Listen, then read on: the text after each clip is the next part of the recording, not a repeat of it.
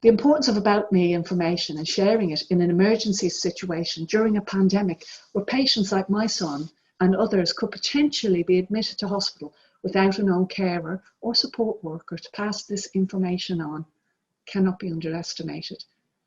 A couple of weeks into lockdown, my son ended up in A&E. It was a really scary time. He got a large peanut stuck in his nose. For someone with a profound learning disability, this quickly became a medical emergency. As Shane is visually impaired, I explained to the A&E nurse just to let him feel the arm cuff before taking his blood pressure. This meant he was more relaxed and prepared for what was going to happen. Responding positively to his signing, when he signed finished, and just reassuring him that it was almost finished, that enabled him to tolerate the whole procedure.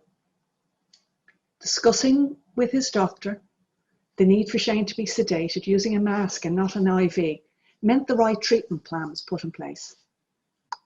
Imagine if I did not accompany Shane on this vital visit to A&E, which could happen in the future during the pandemic. Imagine this vital information was not shared. The medical team would have tried to sedate him using an IV because that was their initial plan.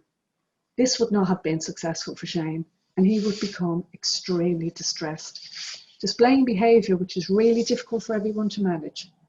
The time spent in hospital would have been increased, and an alternative treatment plan would have become necessary. This is the type of information in an About Me record where, when we share it, can make a huge difference, both to patients like Shane, but also to staff safety. We can avoid prolonged hospital admission and unnecessary patient distress just by small, reasonable adjustments, offering treatment that is both appropriate and safe.